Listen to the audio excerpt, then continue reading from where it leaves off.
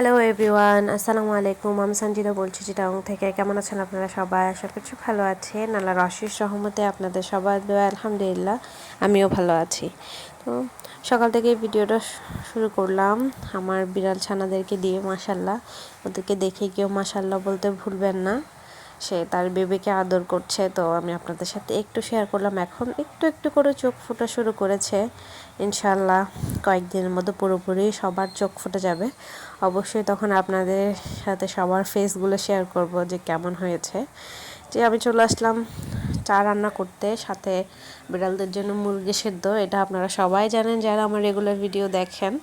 আমি প্রত্যেকদিন সকালে এভাবেই করি। তো আজকে যেহেতু আশুরা উপলক্ষে তো সবার বাসায় টুকটাক আয়োজন থাকেই। জানি না কার বাসায় কেমন থাকে, বাট আমাদের বাসায় একটু আলহামদুলিল্লাহ ভালো রকমই আয়োজন থাকে। জানি না এটা করা উচিত কিনা, কিন্তু আসলে মানে আছে না যে বড়রা যেটা বলে সেটা মানতে হয়। তো তখন থেকেই দেখে আসছি যে আশুরার দিন একটু রোজা রাখা, ইবাদত করা, তারপর ইফতারের পর খাওয়া দাওয়া, রাতের বেলায় টুকটাক সবার বাসায় হয়, হয়তো না আমাদের এদিকে হয় আমি যতদূর জানি। তো তেমনই আমাদের বাসায়ও তার কোনো ব্যতিক্রম না।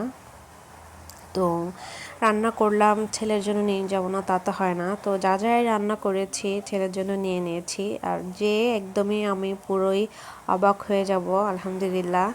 আমার আমি তো বাসা থেকে যেহেতু রান্না ভাতের জন্য আয়োজন করে গেছিলাম, তো আমার শাশুড়ি রান্না করেছেন ভাতের আইটেম, তো আমি টুকটাক ওর জন্য ওগুলোই নিয়ে গেছি। তো এমনি জাস্ট ফ্রুটস নেওয়া হয়েছে, টুকটাক হচ্ছে যে শুকনো খাবার যেমন বিস্কিট, কেক এগুলো নেওয়া হয়েছে।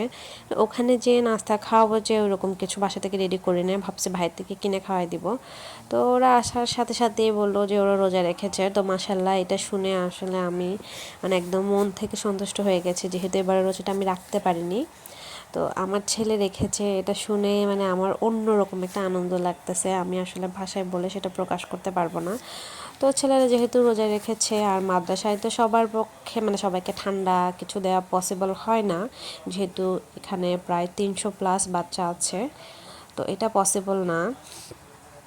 তো ওদেরকে টুকটাক ঝাল নাস্তা কিনে দিলাম, হচ্ছে ভাজা পোড়া আর কি, যেহেতু ইফতার করছে, একটু ইফতারে ভাজা পোড়া না খেলে ভালো লাগে না। আমি জানি সেটা হেলদি না, কিন্তু তারপরও রোজা রেখে আসলে তেমন কিছু খেতেও ভালো লাগে না, তো একটু ভাজা পোড়া লাগবেই।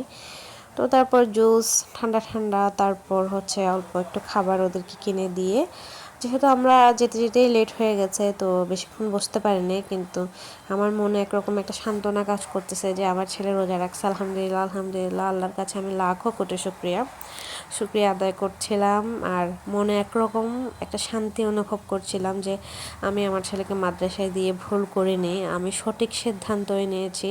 আবার আল্লাহ আমার ছেলেকে হেদায়েত দান করুক, দিনের পথে নিয়ে আসুক, আমি এই দোয়াই করি। আপনারা সবাই আমার সন্তানের জন্য দোয়া করবেন, আল্লাহ যেন ওকে দিনের জন্য কবুল করেন। তো বাসায় এসে তারপর আমরা সবাই মিলে চা খেলাম, যেহেতু আমাদের বাসায় আজকে টুকটাক আয়োজন চলছে। তো বাসায় মেহমান বলতে তেমন কিছু কেউ না, আমরা ঘরোয়াই সবসময় যে যারা যারা থাকে আর কি। তো আমরা সবাই মিলে একসাথে খাবার দাবার টুকটাক গল্প আয়োজনে আছি আর কি। তো জানি না আসলে আজকের ভিডিওটা আপনাদের কেমন লাগবে। ভালো লাগলে অবশ্যই একটা লাইক কমেন্ট শেয়ার করে দিবেন। আর এতক্ষণ যারা আমার সাথে ছিলেন তাদের সকলকে অসংখ্য অসংখ্য অসংখ্য ধন্যবাদ। আপনারা ভিডিও দেখেন বিদায়, ভিডিও করতে আমরা অনেক আগ্রহী হই। প্লিজ যারা ভিডিও দেখেন লাইক দিতে ভুলে যান, অবশ্যই একটা লাইক করে দেবেন। আপনাদের একটা লাইক আমাদের ভিডিওটাকে অন্য আরেকজন মানুষের কাছে পৌঁছাই দিতে হেল্প করবে। আশা করি আপনারা আমাদের এই হেল্পটা করবেন। আর আপনাদের যদি এরকম ডেইলি ব্লগ ভিডিও দেখতে ভালো লাগে, প্লিজ আমার চ্যানেলটাকে সাবস্ক্রাইব করে রেখে যেতে পারেন আমার নতুন বন্ধুরা। আর যারা আমার পুরাতন বন্ধুরা আছেন তাদেরকে অসংখ্য ধন্যবাদ আমার ভিডিওটা দেখার জন্য। তো তারপর যে চা নাস্তা খাওয়া হয়েছিল ওগুলো আমি সুন্দর করে ধুয়ে এখন পানি ঝরিয়ে যেখানকার জিনিস সেখানে রেখে দেব। রেখে তারপর দেখি কি করতে পারি। আসলে বললাম না যে ছেলের জন্য টায়ার্ডনেসটা আমার একরকম চলে গেছে। আমার ছেলের কথাটা শুনে আমার মন থেকে একরকম একটা শান্তি আসছে।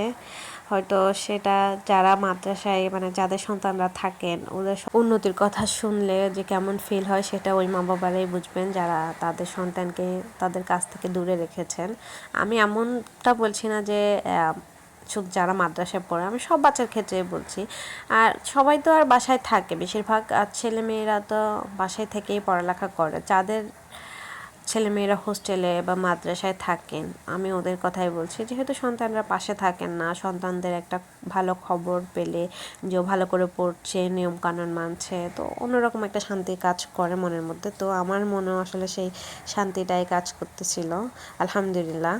দেখতে দেখতে ভিডিও শেষ পর্যায়ে চলে আসলাম। আজকে মিনি একটা ব্লগ শেয়ার করলাম, আশা করি আপনাদের ভালো লাগবে। আমি আবারও বলছি, ভালো লাগে একটা লাইক কমেন্ট শেয়ার করে দেবেন। আর আমার চ্যানেলে যদি নতুন হয়ে থাকেন প্লিজ আমার চ্যানেলটা সাবস্ক্রাইব করে আমার পাশে থেকে যাবেন। আজকের মতো আপনাদের সবার কাছ থেকে বিদায় নিচ্ছি। সবাই ভালো থাকবেন, সুস্থ থাকবেন, পরিবারের সকলের জন্য দোয়া রাখবেন। ইনশাআল্লাহ নেক্সট কোনো ভিডিওতে আবার দেখা হবে। আল্লাহ হাফেজ, আসসালামু আলাইকুম।